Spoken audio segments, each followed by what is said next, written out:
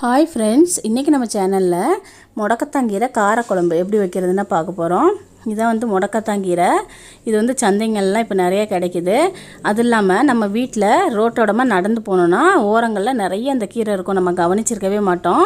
இந்த கீரையில் அவ்வளோ சத்து, அவ்வளோ நிறையா பெனிஃபிட்ஸ் இருக்குது.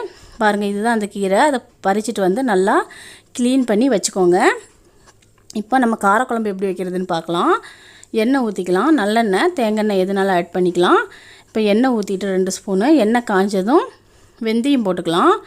வெந்தயம் நல்லா பொரிஞ்சதுக்கப்புறமா கடுகு நல்லா வெடிக்கட்டும். கடுகு நல்லா வெடித்ததுக்கப்புறமா கருவேப்பிலை ஆட் பண்ணிக்கலாம். கருவேப்பிலை பாருங்கள், ஒரு கை அளவு கருவேப்பிலை ஆட் பண்ணிவிட்டு இப்போ சின்ன வெங்காயம் வந்து ஒரு 10லேருந்து 15 வெங்காயம் ஆட் பண்ணிக்கலாம். வெங்காயம் ரொம்ப சின்னதாக இருந்தால் நீங்கள் முழுசாகவே போட்டுக்கலாம். அதை கட் பண்ணணும்னு அவசியம் இல்லை. இதை நல்லா வதக்கிக்கலாம். நல்லா வதக்கிட்டு இன்னும் கொஞ்சம் நல்லா வதங்கினதுக்கு அப்புறமா வந்துட்டு நம்ம பூண்டு ஆட் பண்ணலாம்.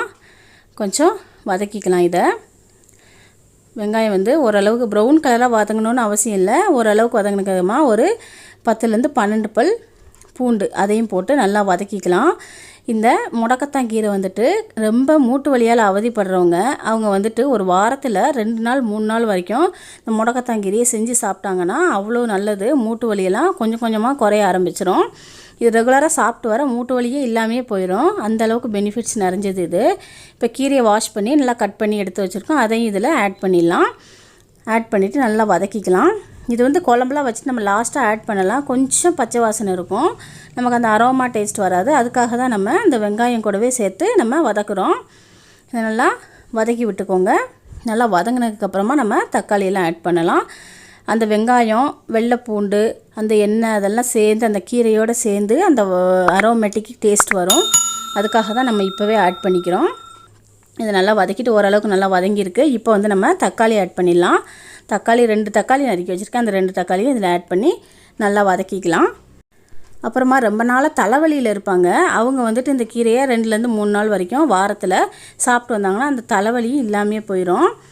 அந்தளவுக்கு நல்ல பெனிஃபிட்ஸ் உள்ளது தான் இது. அப்புறம் மூளை பிரச்சனை இருக்கவங்க கூட இது சாப்பிட்லாம். இப்போ மஞ்சள் தூள் 1 ஸ்பூன் ஆட் பண்ணிவிட்டு நல்லா வதக்கிக்கலாம். அந்த பச்சை வாசனை போகிற அளவுக்கு வதக்கிக்கலாம். தக்காளி வந்து நம்ம 2 ஆட் பண்ணால் போதும். நம்ம புளியே ஆட் பண்ண போகிறோம், அதனால் தக்காளி 2 போதும். அப்புறம் அதை நல்லா வதக்கிக்கோங்க. இப்போ வந்துட்டு நம்ம குழம்பு மிளகாய்த்தூள் ஆட் பண்ணிடலாம். இது வந்து 2லேருந்து 2.5 ஸ்பூன் வரைக்கும் குழம்பு மிளகாய்த்தூள் போடுறேன் நான். இது போட்டு நல்லா அந்த பச்சை வாசனை போகிற அளவுக்கு அந்த எண்ணெயிலேயே ஃப்ரை பண்ணிக்கலாம். நல்லா ஃப்ரை பண்ணிட்டு அப்புறமா நம்ம ரெடி பண்ணி வச்சுருக்கிற புளி தண்ணியை இதை ஆட் பண்ணிடலாம். நல்ல ஒரு பெரிய சைஸு எலுமிச்சம்பழம் சைஸு புளி எடுத்து நல்லா ஊற வச்சு அந்த ஜூஸ் எடுத்து வச்சுக்கோங்க. அதை வந்து இந்த மசாலாவில் ஆட் பண்ணிடலாம். ஆட் பண்ணி நல்லா மிக்ஸ் பண்ணி விட்டுக்கோங்க. அப்புறம் சின்னவங்களாக இருக்கட்டும், பெரியவங்களாக இருக்கட்டும், அவங்களுக்குலாம் வந்து ரொம்ப நாளாக வந்து காது வலி இருக்கும். எதனால் காது வலிக்குது, என்ன பிரச்சனை அப்படின்னு நம்மளால் கண்டே பிடிக்க முடியாது. அந்த தொல்லை ரொம்ப நாளாக இருக்கும். அந்த மாதிரி இருக்கிறவங்க இந்த கீரையை சாப்பிட்டாங்கன்னா அவ்வளோ நல்லது. அந்த காது வலியே இல்லாமல் போயிடும்.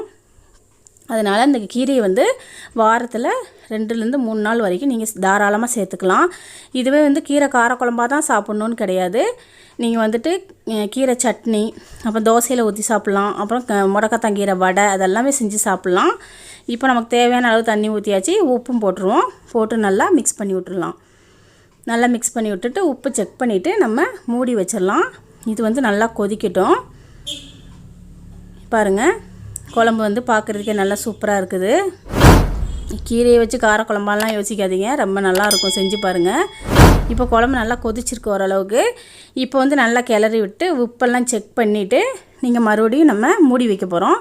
மூடி வச்சு சிம்மில் வச்சு கொதிக்க வைக்க போகிறோம். அப்போனா தான் வந்து அந்த காரக்குழம்பு நமக்கு சூப்பராக ரெடி ஆகும். நல்லா மிக்ஸ் பண்ணி விட்டுக்கோங்க.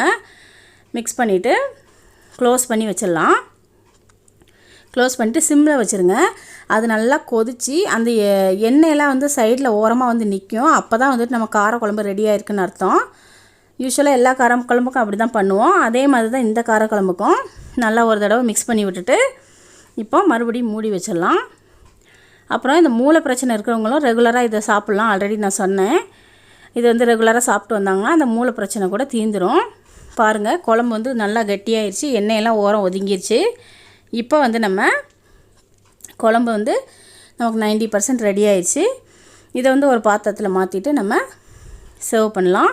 சுட சுட சுட சாப்பாடுக்கு நல்ல காம்பினேஷன் சூப்பராக இருக்கும். இந்த உங்கள் வீட்டில் வந்து இதை செஞ்சு பாருங்கள். செஞ்சு பார்த்துட்டு சாப்பிடுங்க. சாப்பிட்டுட்டு டேஸ்ட் எப்படி இருக்குன்னு சொல்லுங்கள். குழம்பு நல்லா இருக்குதா என்னன்னு சொல்லுங்கள். எல்லாருமே கமெண்ட் பண்ணுங்கள் மறக்காமல். இது பிடிச்சிருந்துச்சின்னா சேலம் சமையலுக்கு சப்ஸ்கிரைப் பண்ணுங்கள். என்னோடய டிப்ஸ் எல்லாம் உங்களுக்கு ஓகேனா அதையும் கமெண்ட் பண்ணுங்கள். மறக்காமல் சேலம் சமையலுக்கு சப்ஸ்கிரைப் பண்ணுங்கள். தேங்க்யூ.